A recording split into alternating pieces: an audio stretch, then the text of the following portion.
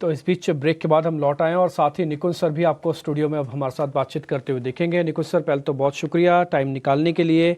देखते ही देखते इसी मार्च महीने में पहले के 10 दिन तो बड़े दुख भरे थे, लेकिन उसके बाद अपार खुशी है। क्वेश्चन में सर एक ही फ़र्क आया है, पहले ये पूछते थे कि कितना गिरेगा, अब ये पूछते हैं कितना चलेगा।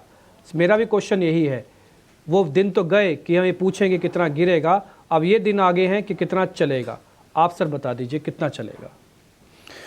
डिम्पी, देखिए हाइंडसाइट में हमें कई चीज़ें पता लगती हैं। जैसे हमें हाइंडसाइट में आज पता लग रहा है कि भाई मार्च के मिडिल के अंदर मार्केट ने बॉटम बना है, और हमें हाइंडसाइट में ही पता लगेगा कि मार्केट का इंटरमीडिएट टॉप कहाँ बनेगा। मगर जो फैक्टर्स आप देख सकते हैं वो आपको बता सकते हैं कि इस मार्केट के अंदर आपको क्या करना चाहिए। हम 1200 से 1500 पॉइंट की निफ्टी की तेज़ी की बात कर रहे हैं, और 1200 से 1500 पॉइंट जो निफ्टी की तेज़ी आई है ये एक पल के अंदर आ गई। एक अच्छा हफ्ता 4.5% निफ्टी का गेन, और मार्केट में देखिए किस प्रकार का उत्साह वापस आ गया है।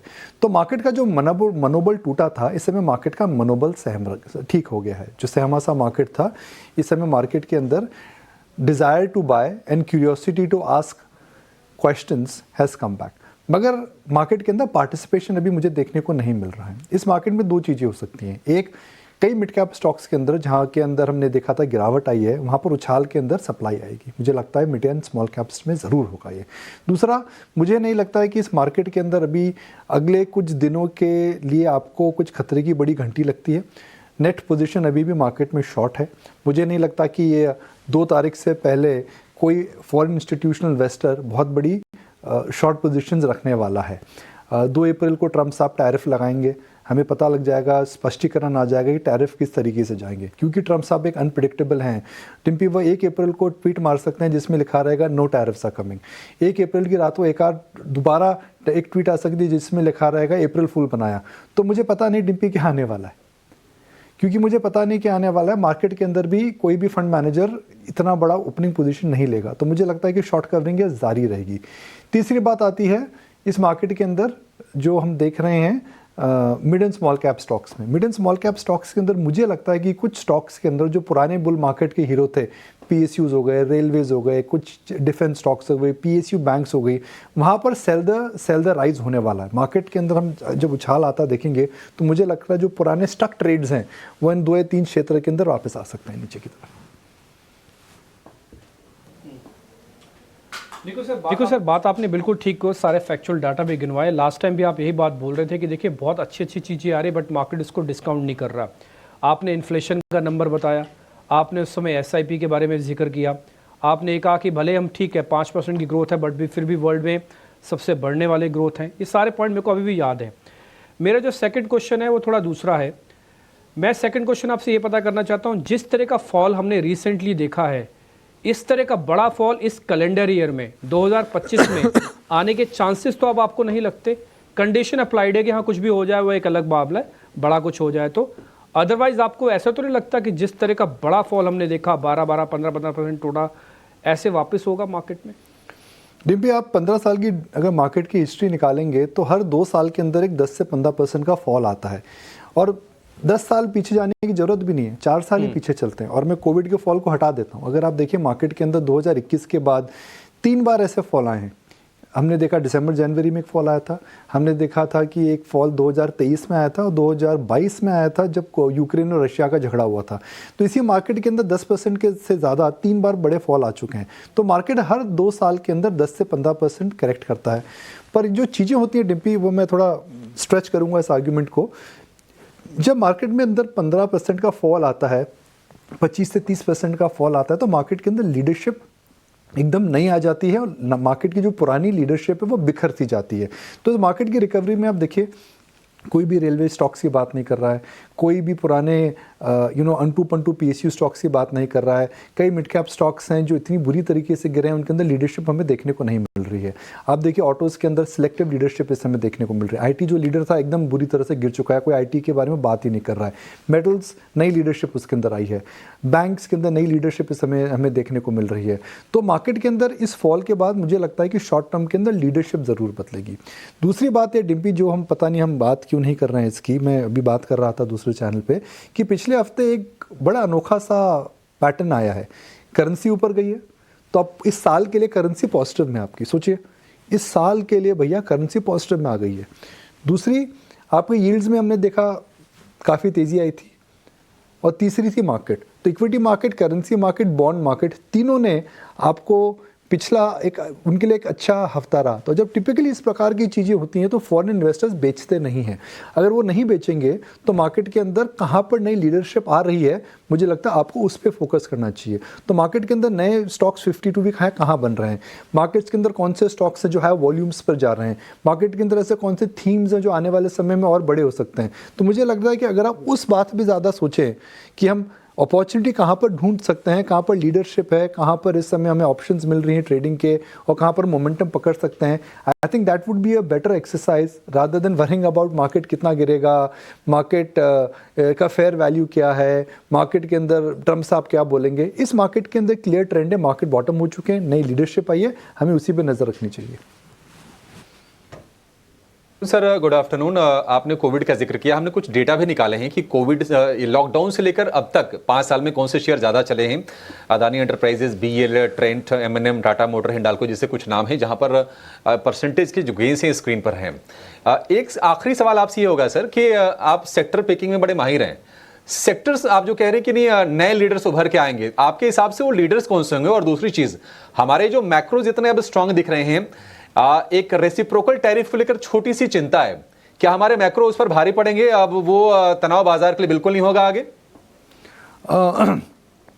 देखिए, मैं अज्यूम करता हूँ लॉजिक किस समय, ना कि कोई अगर मैं लॉजिक को और अगर मैं बिजनेस को प्रायोरिटी दूं तो मुझे नहीं लगता कि फार्मा के अंदर ज़्यादा टैरिफ आने वाला है।